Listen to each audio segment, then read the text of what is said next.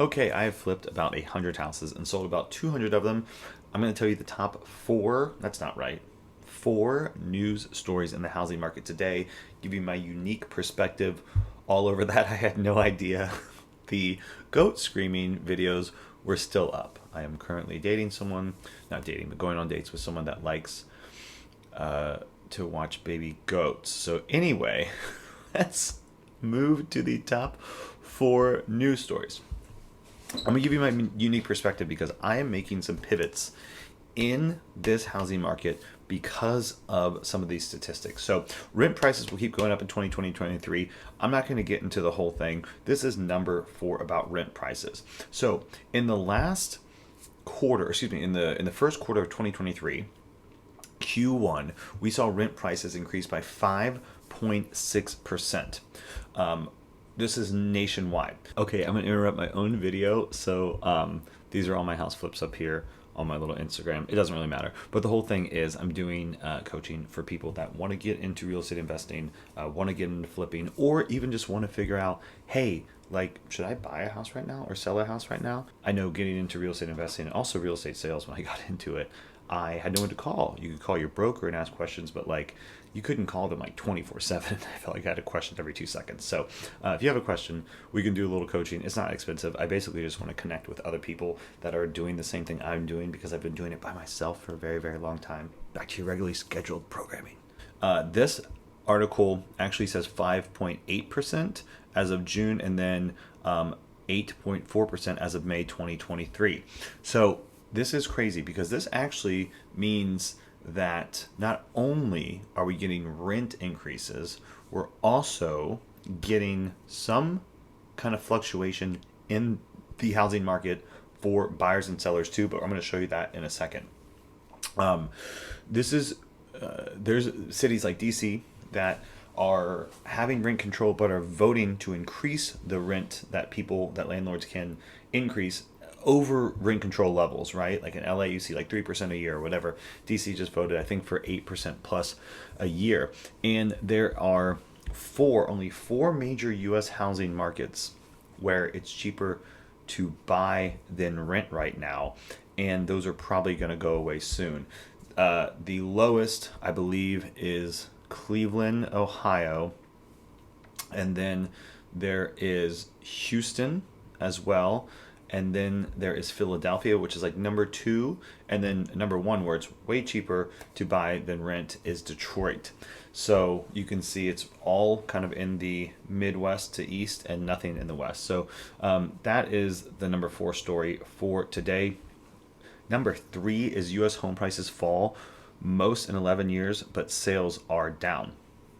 So this is kind of crazy, right? U.S. home sales fell in April for the second month in a row. And obviously, we're in May. We don't really have all of May numbers yet.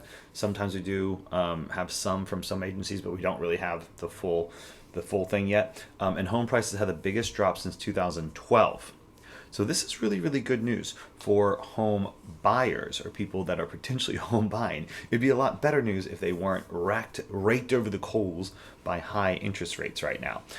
They said sales has shown some life, rising in February after a year full of declines due to surging mortgage rates, but that momentum has since cooled. Okay, so actually for me, let me tell you a quick story. I have sold two houses, one of which I was living in, and I made a value judgment finally that it's better to rent where I'm living for me personally for lifestyle, and to sell right now. It's a little bit of trying to time the market, but also a little bit, I think this is right to go ahead and capitalize on these high sales numbers right now before we kind of dip. So you can see the sales of existing homes, which I think is a better reliable indicator than the sales of new homes. Of course, they all are important in different ways, but I definitely think that existing homes are the bulk of the market, right? So they dropped 3.4% from March.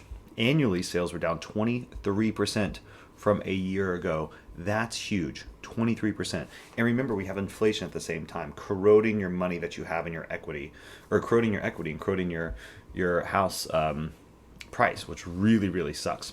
And the seasonally adjusted annualized sales pace dropped from 5.5 million units a year ago to 4.28. So, sales in the summer are higher than in the winter. And so they adjust that and they use their little special little economic brains to figure that out. So the following sales showed that February's reversal, which ended the longest streak of month-to-month declining home sales, going back to 1999 for all homes did not take off. Mortgage rates were rising in February and pushing towards 7% in March. So they said home sales are bouncing back and forth, but remain above recent cyclical lows. I doubt that. I really think that this is a definite price cooling. There we go, right here, and starting to cool. This is good, of course, for buyers. Not so much for sellers. Okay, so let's go to the number two news story that we have today. Builder sentiment is low. Builder sentiment pulls out of negative territory for the first time in nearly a year. That was from May. So the new numbers are 77, right? So right here we have builder confidence in the market for newly built single-family homes rose 4 points to 50 in May. Is the fifth straight month of gains and the first reading of builder sentiment since July that it wasn't negative. I still am putting no confidence in this. I think that the builders are usually ahead of the curve, but I don't think they know anything special. I think it's a bad metric. I don't like the metric, and I disagree with it. New home construction is taking on an increased role in the marketplace because many homeowners with loans well below current mortgage rates are electing to stay put, and this is keeping the supply of existing homes at a very low level. Yes. But we still have a lot of people that can't buy. And I actually read an article about how millennials are actually now having to build as opposed to buy or rent because they can't really afford any of that. So they can kind of lock in a little bit of a price for a builder and go from there. So you can see right here, while the price of lumber has been falling since March, there's still supply shortages of building materials as well as tightening credit conditions for residential developments, which is so true. Builders are benefiting from a very lean existing home market. New listings in April were down nearly 22%, which helps it out, and they get a little kick from that. But I don't think it's enough to really make a proper call here. All right, so the number one news thing of today was the Fed's inflation fighting tactic was effective in cooling the housing market. What now? We do believe it's going to continue upwards for a little longer. So I do believe that they're going to, maybe raise it once or twice more, but then they'll kind of level off. We can see the year started out with signs showing the Federal Reserve's inflation fighting tactic was effective in cooling down the hot pandemic housing market. First time in 11 years, home prices dropped year over year in February as mortgage rates more than doubled following the Fed's consecutive interest rate hikes. However, the median price of a home increased month over month for the second consecutive month since March. And you can see the median price is projected to increase for a third month in a row in April to 393. We don't have that exactly yet. They said, once again, home prices are bouncing back and forth.